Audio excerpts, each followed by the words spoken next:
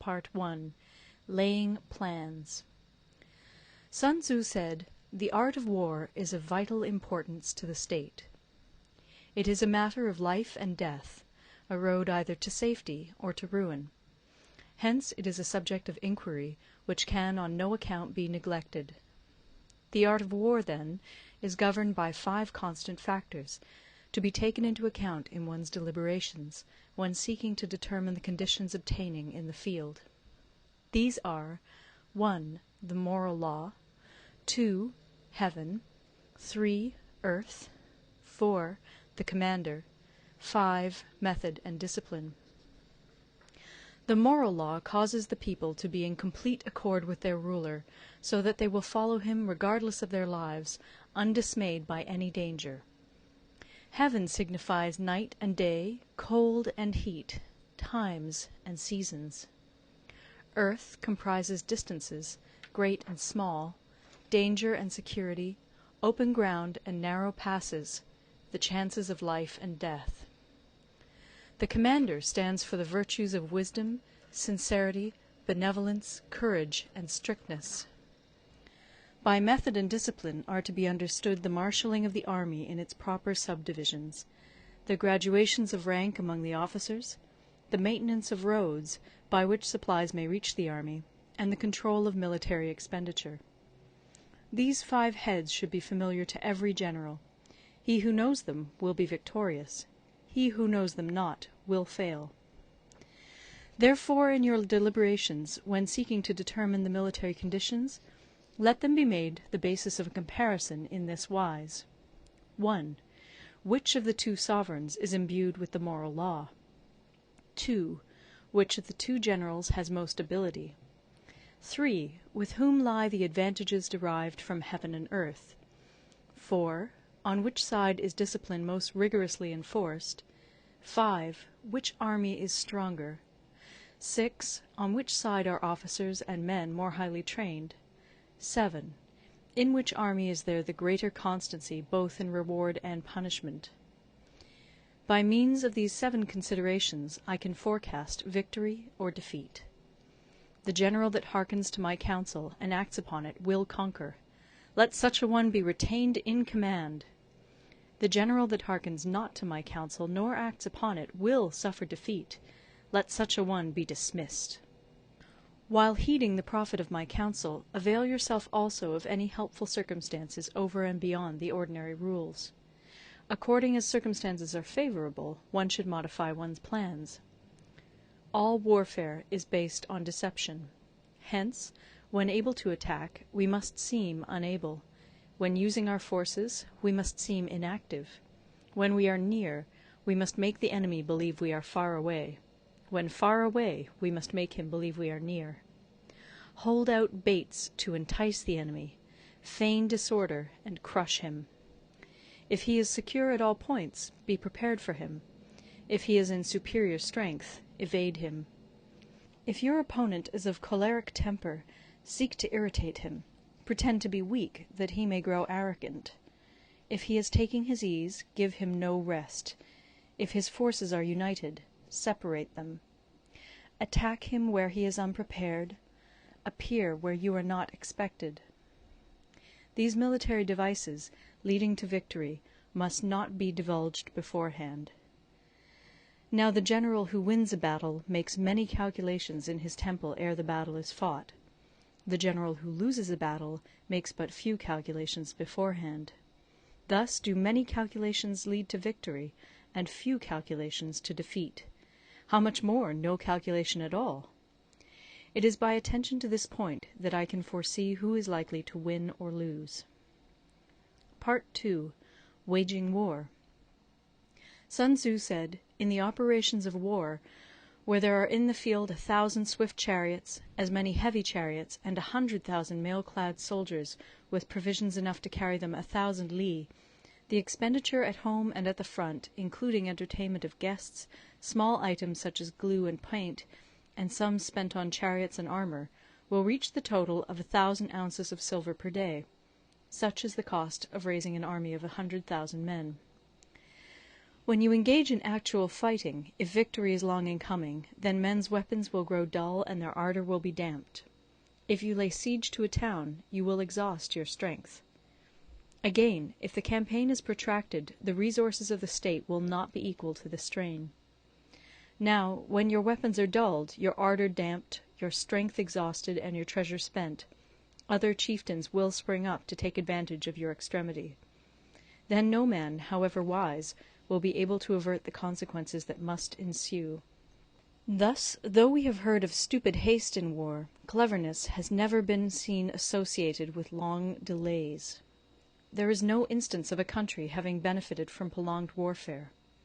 It is only one who is thoroughly acquainted with the evils of war that can thoroughly understand the profitable way of carrying it on. The skilful soldier does not raise a second levy.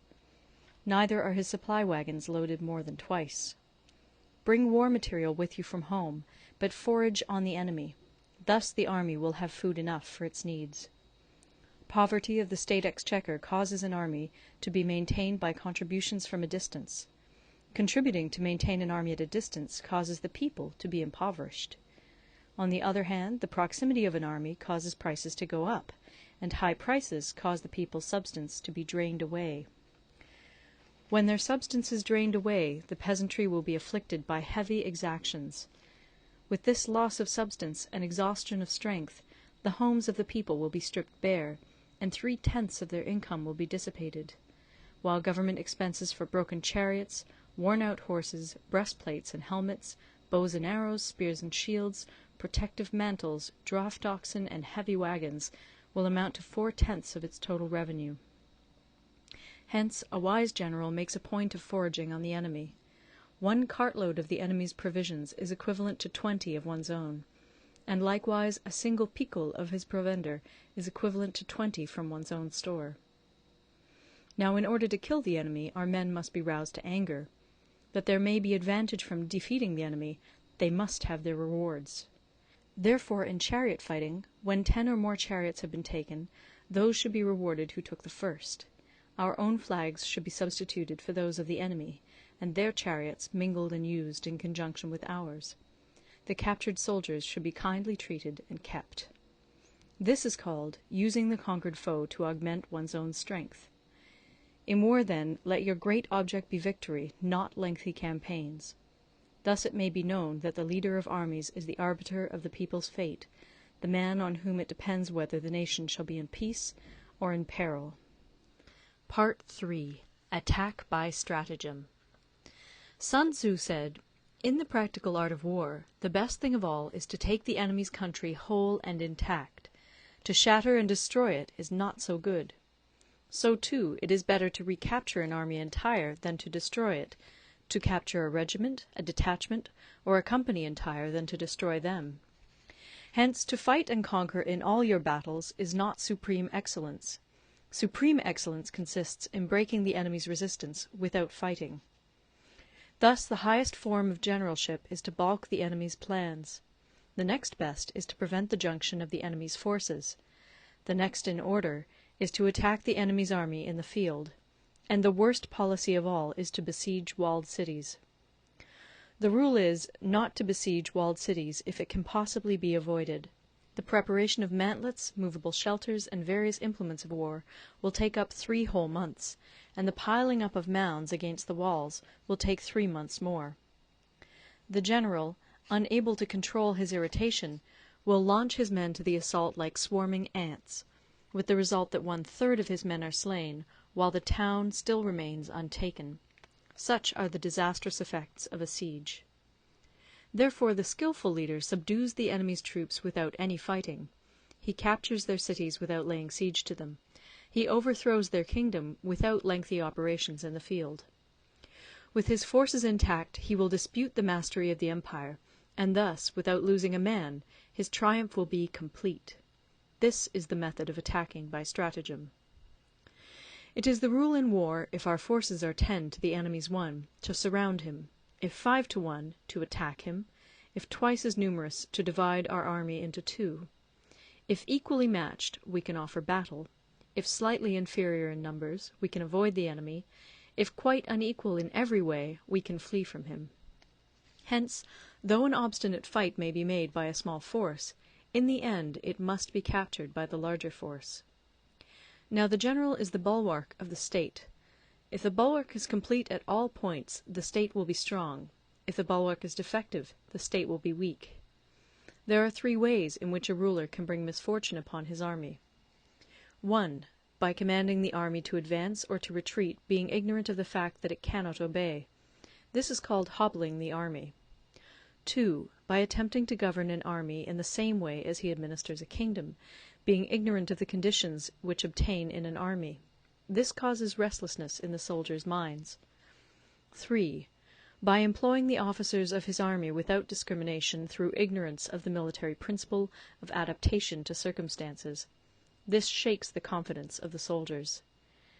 But when the army is restless and distrustful, trouble is sure to come from the other feudal princes. This is simply bringing anarchy into the army, and flinging victory away. Thus we may know that there are 5 essentials for victory. 1. He will win who knows when to fight and when not to fight. 2. He will win who knows how to handle both superior and inferior forces. 3. He will win whose army is animated by the same spirit throughout all its ranks. 4. He will win who, prepared himself, waits to take the enemy unprepared. 5. He will win who has military capacity and is not interfered with by the sovereign. Hence the saying, if you know the enemy and know yourself, you need not fear the result of 100 battles. If you know yourself, but not the enemy, for every victory gained you will also suffer a defeat. If you know neither the enemy nor yourself, you will succumb in every battle. Part 4. Tactical Dispositions. Sun Tzu said, "The good fighters of old first put themselves beyond the possibility of defeat, and then waited for an opportunity of defeating the enemy. To secure ourselves against defeat lies in our own hands, but the opportunity of defeating the enemy is provided by the enemy himself. Thus the good fighter is able to secure himself against defeat, but cannot make certain of defeating the enemy. Hence the saying, one may know how to conquer without being able to do it." Security against defeat implies defensive tactics. Ability to defeat the enemy means taking the offensive. Standing on the defensive indicates insufficient strength. Attacking, a superabundance of strength. The general who is skilled in defence hides in the most secret recesses of the earth. He who is skilled in attack flashes forth from the topmost heights of heaven. Thus, on the one hand, we have ability to protect ourselves, on the other, a victory that is complete. To see victory only when it is within the ken of the common herd is not the acme of excellence. Neither is it the acme of excellence if you fight and conquer, and the whole empire says, "Well done!" To lift an autumn hair is no sign of great strength. To see the sun and moon is no sign of sharp sight.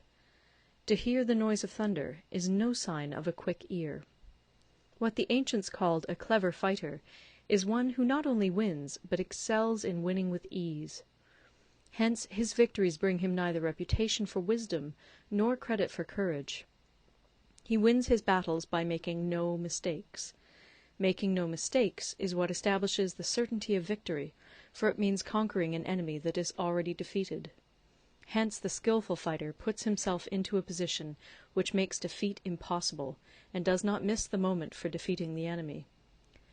Thus it is that in war the victorious strategist only seeks battle after the victory has been won, whereas he who is destined to defeat first fights and afterwards looks for victory. The consummate leader cultivates the moral law and strictly adheres to method and discipline. Thus it is in his power to control success.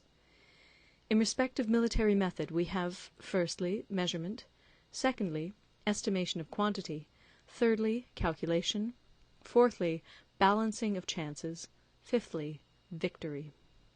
Measurement owes its existence to earth; estimation of quantity to measurement; calculation to estimation of quantity; balancing of chances to calculation; and victory to balancing of chances.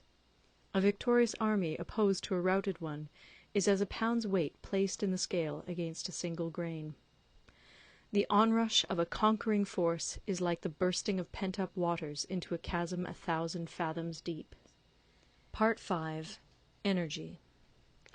Sun Tzu said, "The control of a large force is the same principle as the control of a few men. It is merely a question of dividing up their numbers." Fighting with a large army under your command is nowise different from fighting with a small one. It is merely a question of instituting signs and signals. To ensure that your whole host may withstand the brunt of the enemy's attack and remain unshaken, this is effected by maneuvers direct and indirect. That the impact of your army may be like a grindstone dashed against an egg, this is effected by the science of weak points and strong. In all fighting, the direct method may be used for joining battle, but indirect methods will be needed in order to secure victory. Indirect tactics, efficiently applied, are inexhaustible as heaven and earth, unending as the flow of rivers and streams. Like the sun and moon, they end but to begin anew. Like the 4 seasons, they pass away to return once more. There are not more than 5 musical notes, yet the combinations of these 5 give rise to more melodies than can ever be heard. There are not more than 5 primary colors, blue, yellow, red, white, and black, yet in combination they produce more hues than can ever be seen. There are not more than 5 cardinal tastes, sour, acrid, salt, sweet, bitter, yet combinations of them yield more flavors than can ever be tasted. In battle there are not more than 2 methods of attack, the direct and the indirect, yet these 2 in combination give rise to an endless series of maneuvers. The direct and the indirect lead on to each other in turn. It is like moving in a circle, you never come to an end. Who can exhaust the possibilities of their combination? The onset of troops is like the rush of a torrent which will even roll stones along in its course. The quality of decision is like the well-timed swoop of a falcon, which enables it to strike and destroy its victim. Therefore, the good fighter will be terrible in his onset, and prompt in his decision. Energy may be likened to the bending of a crossbow, decision to the releasing of a trigger. Amid the turmoil and tumult of battle, there may be seeming disorder, and yet no real disorder at all. Amid confusion and chaos, your array may be without head or tail, yet it will be proof against defeat. Simulated disorder postulates perfect discipline. Simulated fear postulates courage. Simulated weakness postulates strength. Hiding order beneath the cloak of disorder is simply a question of subdivision. Concealing courage under their show of timidity presupposes a fund of latent energy. Masking strength with weakness is to be effected by tactical dispositions. Thus, one who is skilful at keeping the enemy on the move maintains deceitful appearances, according to which the enemy will act. He sacrifices something that the enemy may snatch at it. By holding out baits, he keeps him on the march. Then, with a body of picked men, he lies in wait for him. The clever combatant looks to the effect of combined energy, and does not require too much from individuals. Hence his ability to pick out the right men and utilize combined energy. When he utilizes combined energy, his fighting men become as it were like unto rolling logs or stones, for it is the nature of a log or stone to remain motionless on level ground, and to move when on a slope. If four-cornered, to come to a standstill, but if round-shaped, to go rolling down. Thus the energy developed by good fighting men is as the momentum of a round stone rolled down a mountain thousands of feet in height. So much on the subject of energy. Part 6. Weak Points and Strong. Sun Tzu said, "Whoever is first in the field and awaits the coming of the enemy will be fresh for the fight. Whoever is second in the field and has to hasten to battle will arrive exhausted." Therefore the clever combatant imposes his will on the enemy, but does not allow the enemy's will to be imposed on him. By holding out advantages to him, he can cause the enemy to approach of his own accord, or, by inflicting damage, he can make it impossible for the enemy to draw near. If the enemy is taking his ease, he can harass him. If well supplied with food, he can starve him out. If quietly encamped, he can force him to move. Appear at points which the enemy must hasten to defend. March swiftly to places where you are not expected. An army may march great distances without distress, if it marches through country where the enemy is not. You can be sure of succeeding in your attacks if you only attack places which are undefended. You can ensure the safety of your defence if you only hold positions that cannot be attacked. Hence that general is skilful in attack whose opponent does not know what to defend, and he is skilful in defence whose opponent does not know what to attack. O divine art of subtlety and secrecy! Through you we learn to be invisible, through you inaudible, and hence we can hold the enemy's fate in our hands. You may advance and be absolutely irresistible if you make for the enemy's weak points. You may retire and be safe from pursuit if your movements are more rapid than those of the enemy. If we wish to fight, the enemy can be forced to an engagement even though he be sheltered behind a high rampart and a deep ditch. All we need do is attack some other place that he will be obliged to relieve. If we do not wish to fight, we can prevent the enemy from engaging us even though the lines of our encampment be merely traced out on the ground. All we need do is throw something odd and unaccountable in his way. By discovering the enemy's dispositions and remaining invisible ourselves, we can keep our forces concentrated while the enemy's must be divided. We can form a single united body while the enemy must split up into fractions. Hence there will be a whole pitted against separate parts of a whole, which means that we shall be many to the enemy's few.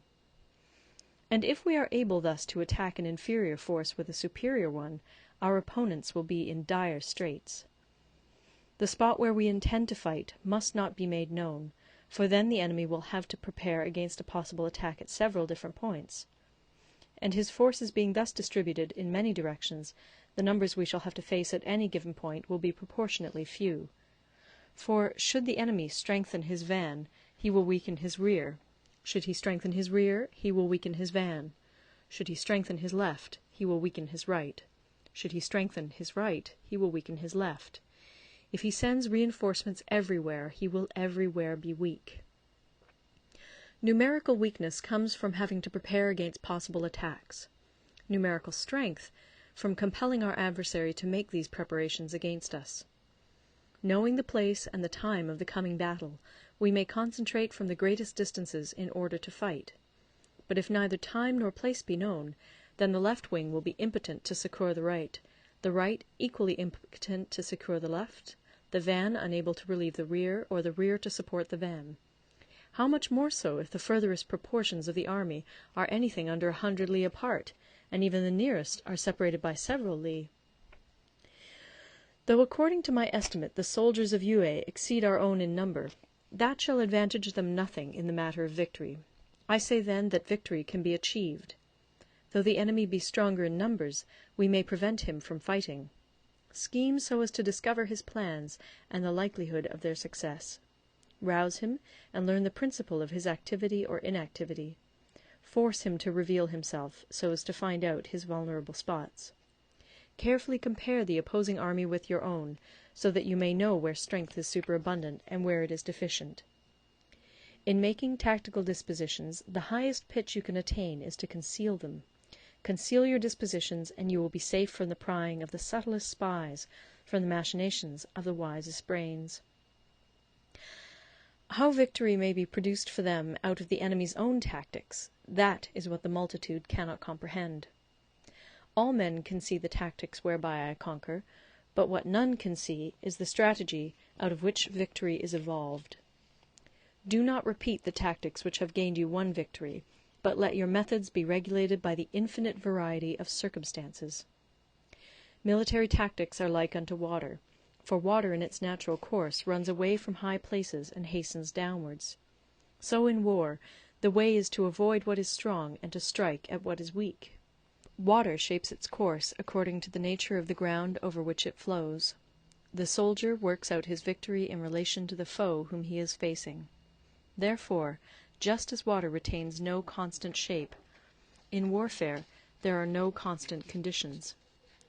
He who can modify his tactics in relation to his opponent and thereby succeed in winning may be called a heaven-born captain. The 5 elements, water, fire, wood, metal, earth, are not always equally predominant. The 4 seasons make way for each other in turn. There are short days and long. The moon has its periods of waning and waxing.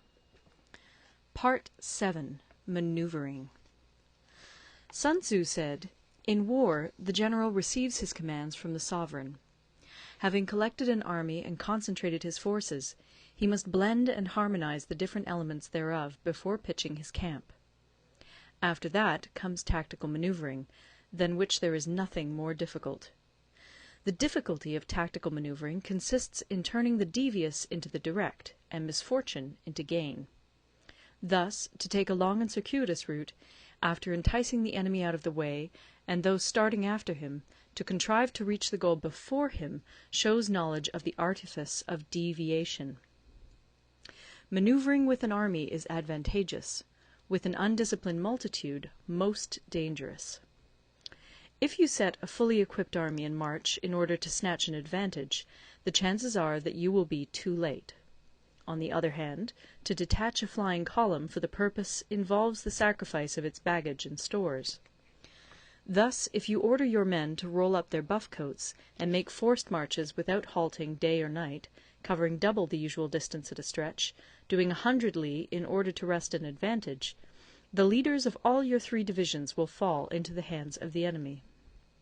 The stronger men will be in front, the jaded ones will fall behind, and on this plan only 1/10 of your army will reach its destination. If you march 50 li in order to outmanoeuvre the enemy, you will lose the leader of your first division, and only half your force will reach the goal. If you march 30 li with the same object, 2/3 of your army will arrive. We may take it then that an army without its baggage train is lost; without provisions it is lost; without bases of supply it is lost. We cannot enter into alliances until we are acquainted with the designs of our neighbours. We are not fit to lead an army on the march unless we are familiar with the face of the country, its mountains and forests, its pitfalls and precipices, its marshes and swamps. We shall be unable to turn natural advantage to account unless we make use of local guides. In war, practice dissimulation and you will succeed.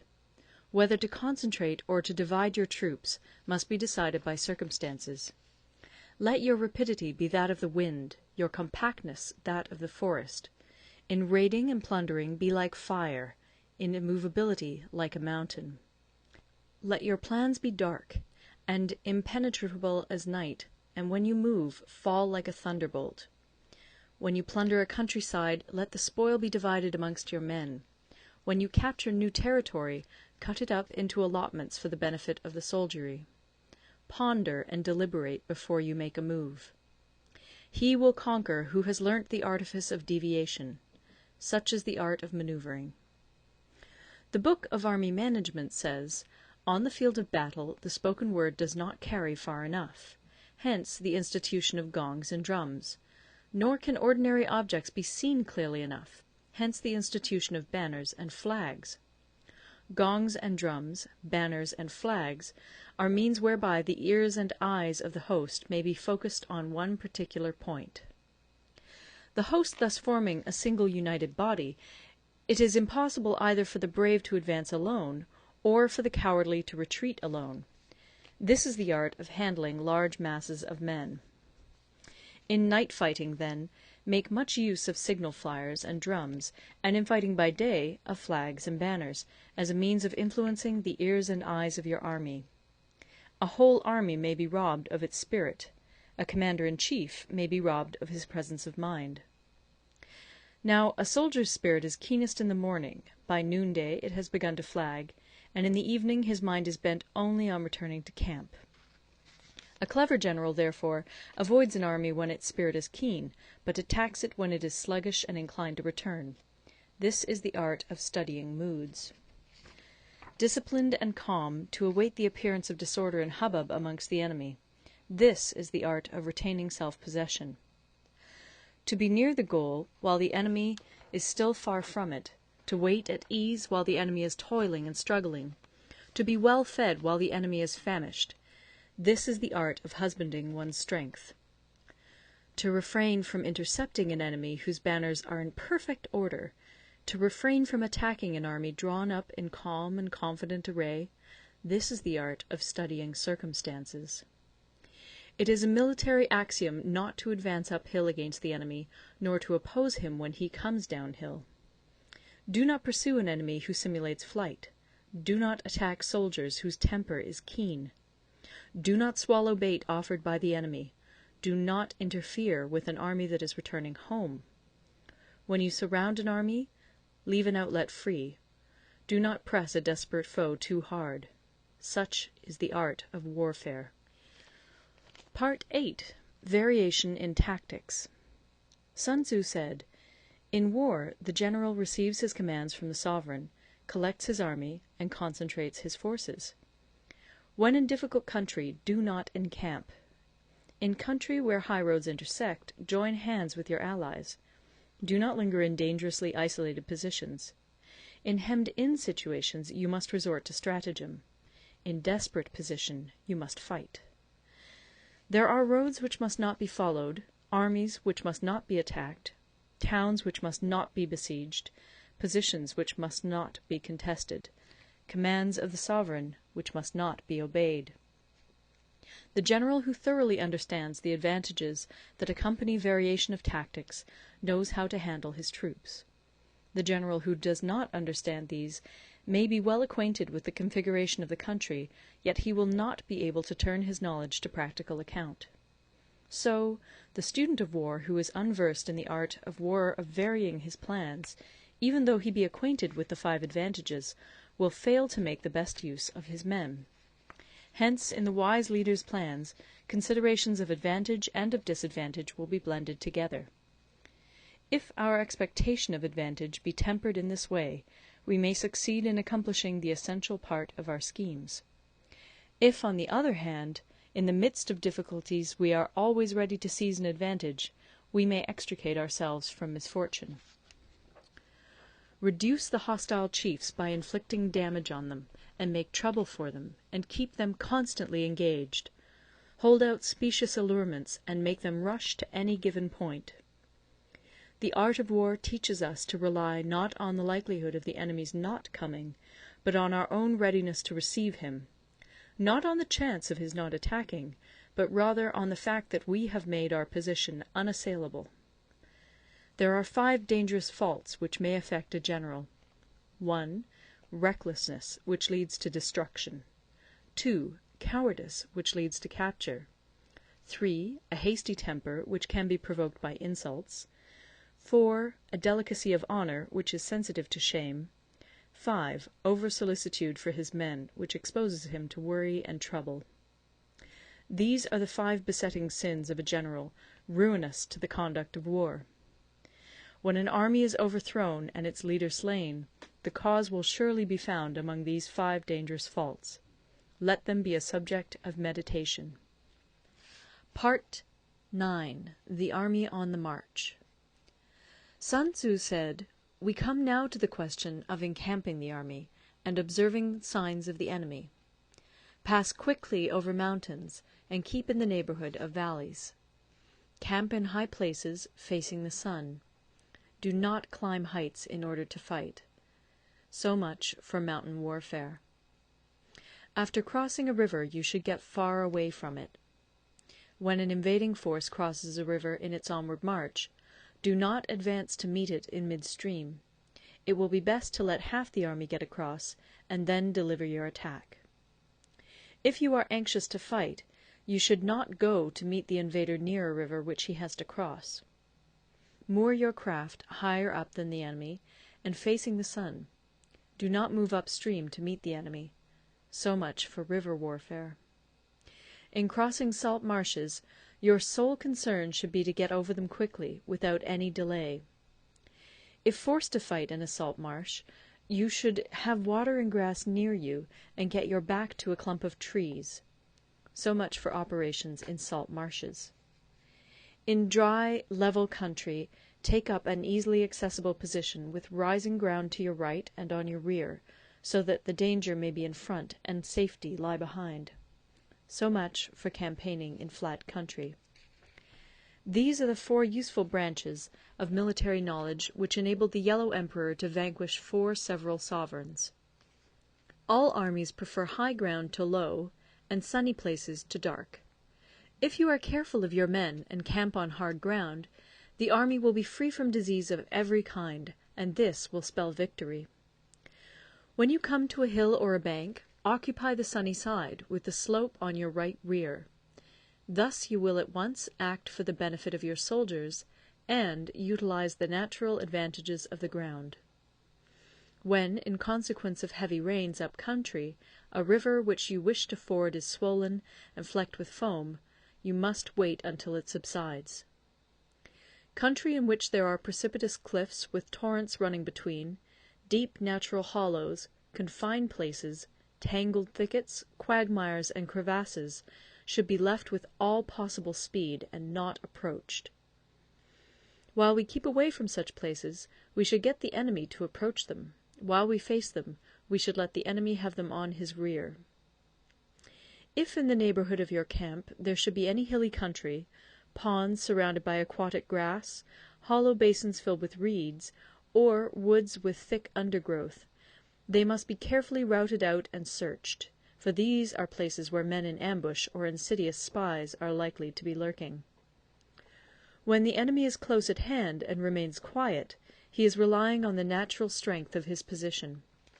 When he keeps aloof and tries to provoke a battle, he is anxious for the other side to advance.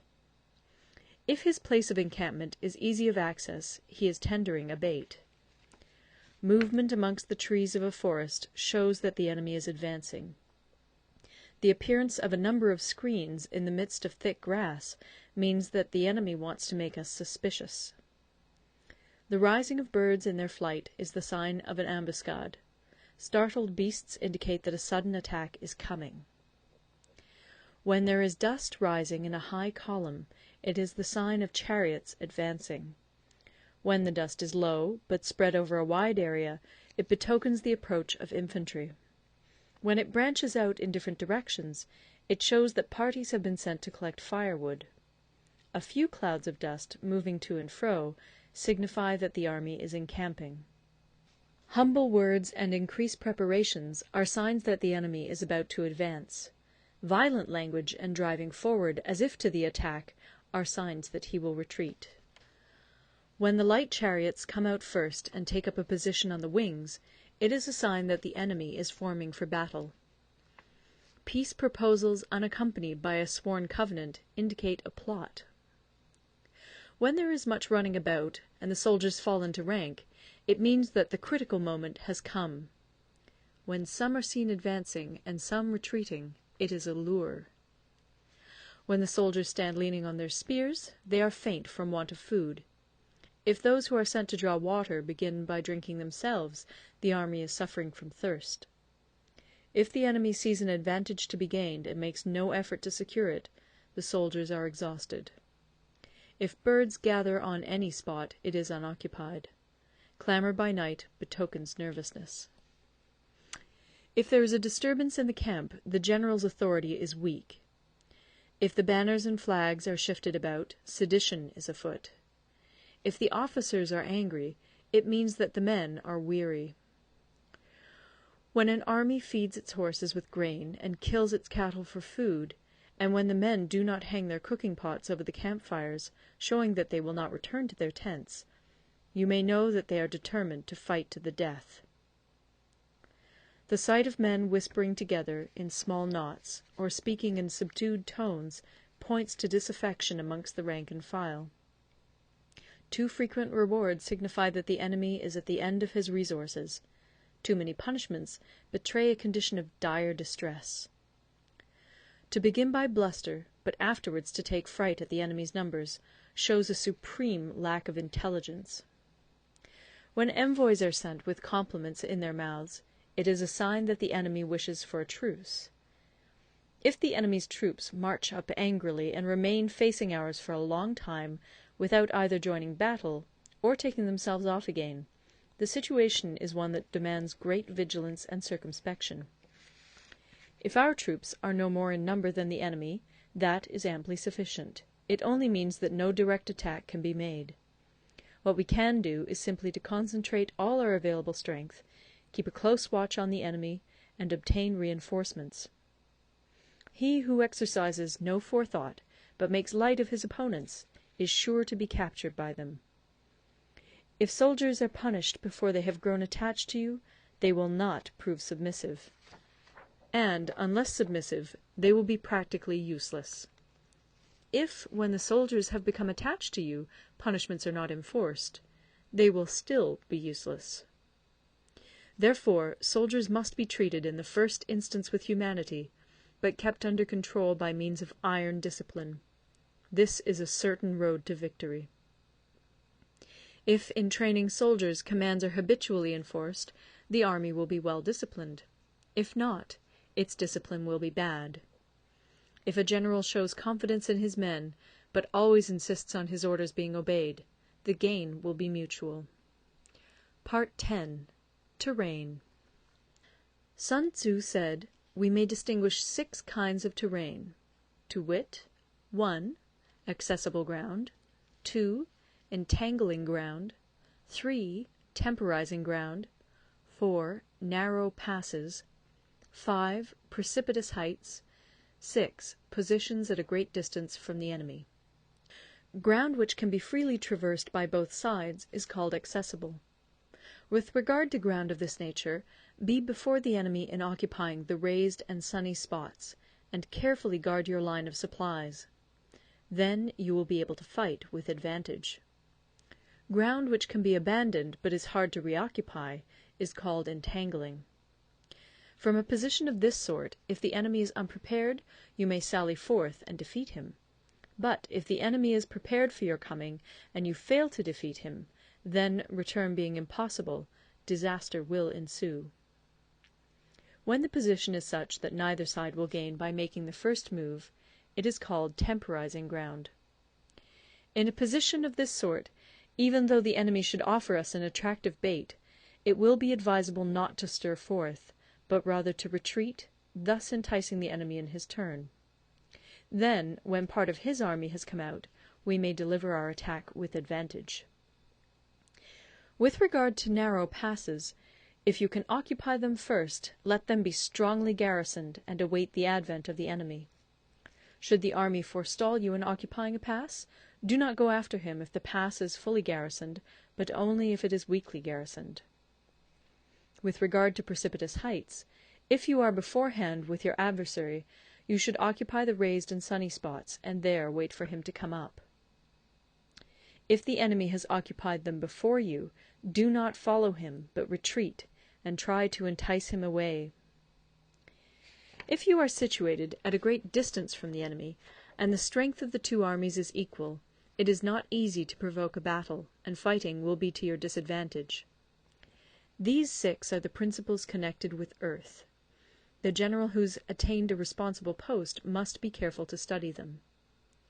Now, an army is exposed to 6 several calamities, not arising from natural causes, but from faults for which the general is responsible. These are 1. Flight, 2. Insubordination, 3. Collapse, 4. Ruin, 5. Disorganization, 6. Rout. Other conditions being equal, if one force is hurled against another 10 times its size, the result will be the flight of the former. When the common soldiers are too strong and their officers too weak, the result is insubordination. When the officers are too strong and the common soldiers too weak, the result is collapse. When the higher officers are angry and insubordinate, and on meeting the enemy give battle on their own account from a feeling of resentment, before the commander-in-chief can tell whether or not he is in a position to fight, the result is ruin. When the general is weak and without authority, when his orders are not clear and distinct, when there are no fixed duties assigned to officers and men, and the ranks are formed in a slovenly, haphazard manner, the result is utter disorganization. When a general, unable to estimate the enemy's strength, allows an inferior force to engage a larger one, or hurls a weak detachment against a powerful one, and neglects to place picked soldiers in the front rank, the result must be rout. These are 6 ways of courting defeat, which must be carefully noted by the general who has attained a responsible post. The natural formation of the country is the soldier's best ally, but a power of estimating the adversary, of controlling the forces of victory, and of shrewdly calculating difficulties, dangers, and distances, constitutes the test of a great general. He who knows these things, and in fighting puts his knowledge into practice, will win his battles. He who knows them not, nor practises them, will surely be defeated. If fighting is sure to result in victory, then you must fight, even though the ruler forbid it. If fighting will not result in victory, then you must not fight even at the ruler's bidding. The general who advances without coveting fame, and retreats without fearing disgrace, whose only thought is to protect his country and do good service for his sovereign, is the jewel of the kingdom. Regard your soldiers as your children, and they will follow you into the deepest valleys. Look upon them as your own beloved sons, and they will stand by you even unto death. If, however, you are indulgent, but unable to make your authority felt, kind-hearted, but unable to enforce your commands, and incapable moreover of quelling disorder, then your soldiers must be likened to spoilt children.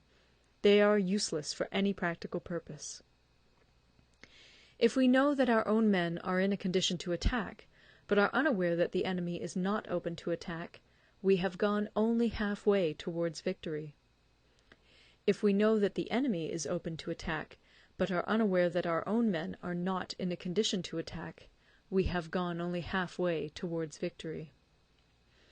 If we know that the enemy is open to attack, and also know that our men are in a condition to attack, but are unaware that the nature of the ground makes fighting impracticable, we have still only gone half-way towards victory. Hence the experienced soldier, once in motion, is never bewildered. Once he has broken camp, he is never at a loss. Hence the saying, "If you know the enemy and know yourself, your victory will not stand in doubt. If you know heaven and know earth, you may make your victory complete." Part 11. The 9 Situations. Sun Tzu said, "The art of war recognizes 9 varieties of ground. 1. Dispersive ground. 2. Facile ground. 3. Contentious ground. 4. Open ground. 5. Ground of intersecting highways. 6. Serious ground. 7. Difficult ground. 8. Hemmed-in ground. 9. Desperate ground. When a chieftain is fighting in his own territory, it is dispersive ground. When he has penetrated into hostile territory, but to no great distance, it is facile ground. Ground the possession of which imports great advantage to either side is contentious ground. Ground on which each side has liberty of movement is open ground. Ground which forms the key to 3 contiguous states, so that he who occupies it first has most of the empire at his command, is a ground of intersecting highways. When an army has penetrated into the heart of a hostile country, leaving a number of fortified cities in its rear, it is serious ground. Mountain forests, rugged steeps, marshes, and fens, all country that is hard to traverse, this is difficult ground. Ground which is reached through narrow gorges, and from which we can only retire by tortuous paths, so that a small number of the enemy would suffice to crush a large body of our men, this is hemmed-in ground. Ground on which we can only be saved from destruction by fighting without delay is desperate ground. On dispersive ground, therefore, fight not. On facile ground, halt not. On contentious ground, attack not. On open ground, do not try to block the enemy's way. On the ground of intersecting highways, join hands with your allies. On serious ground, gather in plunder. In difficult ground, keep steadily on the march. On hemmed-in ground, resort to stratagem. On desperate ground, fight. Those who were called skilful leaders of old knew how to drive a wedge between the enemy's front and rear, to prevent cooperation between his large and small divisions, to hinder the good troops from rescuing the bad, the officers from rallying their men. When the enemy's men were united, they managed to keep them in disorder. When it was to their advantage, they made a forward move; when otherwise, they stopped still. If asked how to cope with a great host of the enemy in orderly array, and on the point of marching to the attack, I should say, begin by seizing something which your opponent holds dear. Then he will be amenable to your will. Rapidity is the essence of war. Take advantage of the enemy's unreadiness. Make your way by unexpected routes, and attack unguarded spots.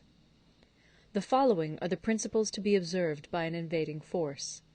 The further you penetrate into a country, the greater will be the solidarity of your troops, and thus the defenders will not prevail against you. Make forays in fertile country in order to supply your army with food. Carefully study the well-being of your men, and do not overtax them.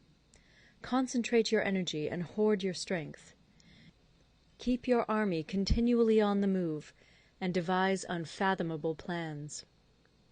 Throw your soldiers into positions whence there is no escape, and they will prefer death to flight. If they will face death, there is nothing they may not achieve. Officers and men alike will put forth their uttermost strength.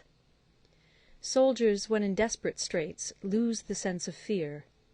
If there is no place of refuge, they will stand firm. If they are in hostile country, they will show a stubborn front. If there is no help for it, they will fight hard. Thus, without waiting to be marshalled, the soldiers will be constantly on the qui-vive. Without waiting to be asked, they will do your will. Without restrictions, they will be faithful. Without giving orders, they can be trusted. Prohibit the taking of omens, and do away with superstitious doubts.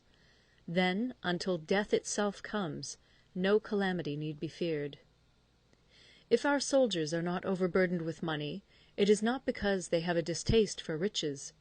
If their lives are not unduly long, it is not because they are disinclined to longevity. On the day they are ordered out to battle, your soldiers may weep, those sitting up bedewing their garments, and those lying down, letting the tears run down their cheeks. But let them once be brought to bay, and they will display the courage of a Chu or a Kui. The skilful tactician may be likened to the Shuai-jan. Now, the Shuai-jan is a snake that is found in the Ch'ung Mountains. Strike at its head, and you will be attacked by its tail. Strike at its tail, and you will be attacked by its head. Strike at the middle, and you will be attacked by head and tail both. Asked if an army can be made to imitate the Shuai-jan, I should answer yes. For the men of Wu and the men of Yue are enemies. Yet if they are crossing a river in the same boat, and are caught by a storm, they will come to each other's assistance, just as the left hand helps the right. Hence it is not enough to put one's trust in the tethering of horses and the burying of chariot wheels in the ground. The principle on which to manage an army is to set up one standard of courage, which all must reach. How to make the best of both strong and weak, that is a question involving the proper use of ground. Thus, the skilful general conducts his army just as though he were leading a single man, willy-nilly, by the hand. It is the business of a general to be quiet, and thus ensure secrecy; upright and just, and thus maintain order.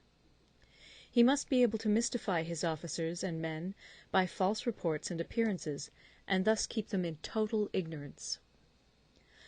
By altering his arrangements and changing his plans, he keeps the enemy without definite knowledge. By shifting his camp and taking circuitous routes, he prevents the enemy from anticipating his purpose. At the critical moment, the leader of an army acts like one who has climbed up a height and then kicks away the ladder behind him. He carries his men deep into hostile territory before he shows his hand. He burns his boats and breaks his cooking pots. Like a shepherd driving a flock of sheep, he drives his men this way and that, and nothing knows whither he is going. To muster his host and bring it into danger, this may be termed the business of the general. The different measures suited to the 9 varieties of ground, the expediency of aggressive or defensive tactics, and the fundamental laws of human nature. These are things that must most certainly be studied. When invading hostile territory, the general principle is that penetrating deeply brings cohesion. Penetrating but a short way means dispersion. When you leave your own country behind and take your army across neighbourhood territory, you find yourself on critical ground. When there are means of communication on all four sides, the ground is one of intersecting highways. When you penetrate deeply into a country, it is serious ground. When you penetrate but a little way, it is facile ground. When you have the enemy's strongholds on your rear and narrow passes in front, it is hemmed-in ground. When there is no place of refuge at all, it is desperate ground. Therefore, on dispersive ground I would inspire my men with unity of purpose. On facile ground I would see that there is close connection between all parts of my army. On contentious ground I would hurry up my rear. On open ground I would keep a vigilant eye on my defences. On ground of intersecting highways I would consolidate my alliances. On serious ground I would try to ensure a continuous stream of supplies. On difficult ground I would keep pushing on along the road. On hemmed-in ground I would block any way of retreat. On desperate ground I would proclaim to my soldiers the hopelessness of saving their lives. For it is the soldier's disposition to offer an obstinate resistance when surrounded, to fight hard when he cannot help himself, and to obey promptly when he has fallen into danger. We cannot enter into alliance with neighbouring princes until we are acquainted with their designs. We are not fit to lead an army on the march unless we are familiar with the face of the country, its mountains and forests, its pitfalls and precipices, its marshes and swamps. We shall be unable to turn natural advantages to account unless we make use of local guides. To be ignored of any one of the following 4 or 5 principles does not befit a warlike prince. When a warlike prince attacks a powerful state, his generalship shows itself in preventing the concentration of the enemy's forces. He overawes his opponents, and their allies are prevented from joining against him. Hence he does not strive to ally himself with all and sundry, nor does he foster the power of other states. He carries out his own secret designs, keeping his antagonists in awe. Thus he is able to capture their cities and overthrow their kingdoms. Bestow rewards without regard to rule, issue orders without regard to previous arrangements, and you will be able to handle a whole army as though you had to do with but a single man. Confront your soldiers with the deed itself. Never let them know your design. When the outlook is bright, bring it before their eyes, but tell them nothing when the situation is gloomy. Place your army in deadly peril, and it will survive. Plunge it into desperate straits, and it will come off in safety. For it is precisely when a force has fallen into harm's way that it is capable of striking a blow for victory. Success in warfare is gained by carefully accommodating ourselves to the enemy's purpose. By persistently hanging on the enemy's flank, we shall succeed in the long run in killing the commander-in-chief. This is called ability to accomplish a thing by sheer cunning. On the day that you take up your command, block the frontier passes, destroy the official tallies, and stop the passage of all emissaries. Be stern in the council chamber, so that you may control the situation. If the enemy leaves the door open, you must rush in. Forestall your opponent by seizing what he holds dear, and subtly contrive to time his arrival on the ground. Walk in the path defined by rule, and accommodate yourself to the enemy until you can fight a decisive battle. At first, then, exhibit the coyness of a maiden, until the enemy gives you an opening. Afterwards emulate the rapidity of a running hare, and it will be too late for the enemy to oppose you. Part 12. The Attack by Fire.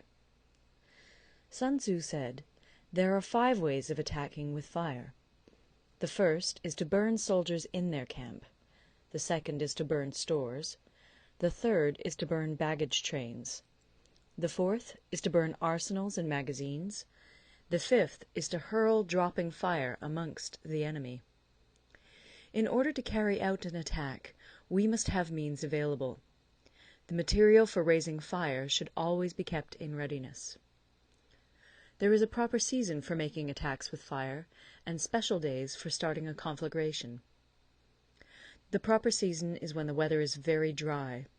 The special days are those when the moon is in the constellations of the Sieve, the Wall, the Wing, or the Crossbar, for these four are all days of rising wind. In attacking with fire, one should be prepared to meet 5 possible developments. 1. When fire breaks out inside to enemy's camp, respond at once with an attack from without. 2. If there is an outbreak of fire, but the enemy's soldiers remain quiet, bide your time and do not attack. 3. When the force of the flames has reached its height, follow it up with an attack, if that is practicable. If not, stay where you are. 4. If it is possible to make an assault with fire from without, do not wait for it to break out within, but deliver your attack at a favourable moment. 5. When you start a fire, be to windward of it. Do not attack from the leeward. A wind that rises in the daytime lasts long, but a night breeze soon falls. In every army, the 5 developments connected with fire must be known, the movements of the stars calculated, and a watch kept for the proper days. Hence, those who use fire as an aid to the attack show intelligence. Those who use water as an aid to the attack gain an accession of strength. By means of water, an enemy may be intercepted, but not robbed of all his belongings. Unhappy is the fate of one who tries to win his battles and succeed in his attacks without cultivating the spirit of enterprise, for the result is a waste of time and general stagnation. Hence the saying, "The enlightened ruler lays his plans well ahead. The good general cultivates his resources." Move not unless you see an advantage. Use not your troops unless there is something to be gained. Fight not unless the position is critical. No ruler should put troops into the field merely to gratify his own spleen. No general should fight a battle simply out of pique. If it is to your advantage, make a forward move. If not, stay where you are. Anger may in time change to gladness. Vexation may be succeeded by content. But a kingdom that has once been destroyed can never come again into being, nor can the dead ever be brought back to life. Hence the enlightened ruler is heedful, and the good general full of caution. This is the way to keep a country at peace and an army intact. Part 13. The Use of Spies. Sun Tzu said, "Raising a host of 100,000 men, and marching them great distances, entails heavy loss on the people, and a drain on the resources of the state. The daily expenditure will amount to 1,000 ounces of silver. There will be commotion at home and abroad, and men will drop down exhausted on the highways. As many as 700,000 families will be impeded in their labour. Hostile armies may feast each other for years, striving for the victory which is decided in a single day. This being so, to remain in ignorance of the enemy's conditions simply because one grudges the outlay of 100 ounces of silver in honours and emoluments is the height of inhumanity. One who acts thus is no leader of men, no present help to his sovereign, no master of victory. Thus, what enables the wise sovereign and the good general to strike and conquer and achieve things beyond the reach of ordinary men is foreknowledge. Now, this foreknowledge cannot be elicited from spirits. It cannot be obtained inductively from experience, nor by any deductive calculation. Knowledge of the enemy's dispositions can only be obtained from other men. Hence the use of spies, of whom there are 5 classes. 1. Local spies. 2. Inward spies. 3. Converted spies. 4. Doomed spies. 5. Surviving spies. When these 5 kinds of spy are all at work, none can discover the secret system. This is called divine manipulation of the threads. It is the sovereign's most precious faculty. Having local spies means employing the services of the inhabitants of a district. Having inward spies, making use of officials of the enemy. Having converted spies, getting hold of the enemy's spies and using them for our own purposes. Having doomed spies, doing certain things openly for purposes of deception, and allowing our spies to know of them and report them to the enemy. Surviving spies, finally, are those who bring back news from the enemy's camp. Hence it is that none in the whole army are more intimate relations to be maintained than with spies. None should be more liberally rewarded. In no other business should greater secrecy be preserved. Spies cannot be usefully employed without a certain intuitive sagacity. They cannot be properly managed without benevolence and straightforwardness. Without subtle ingenuity of mind, one cannot make certain of the truth of their reports. Be subtle, and use your spies for every kind of business.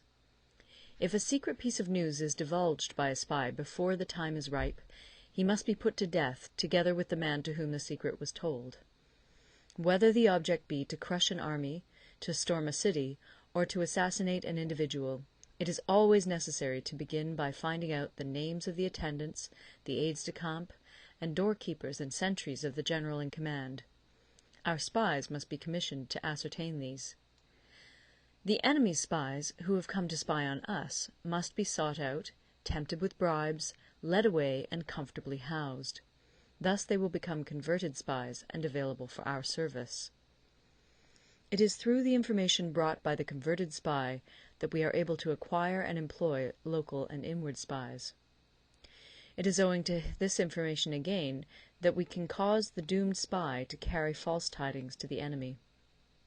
Lastly, it is by this information that the surviving spy can be used on appointed occasions. The end and aim of spying in all its 5 varieties is knowledge of the enemy, and this knowledge can only be derived in the first instance from the converted spy. Hence it is essential that the converted spy be treated with the utmost liberality. Of old, the rise of the Yin dynasty was due to Yi Qi, who had served under the Xia. Likewise, the rise of the Chu dynasty was due to Liu Ya, who had served under the Yin. Hence it is only the enlightened ruler and the wise general who will use the highest intelligence of the army for purposes of spying, and thereby they achieve great results.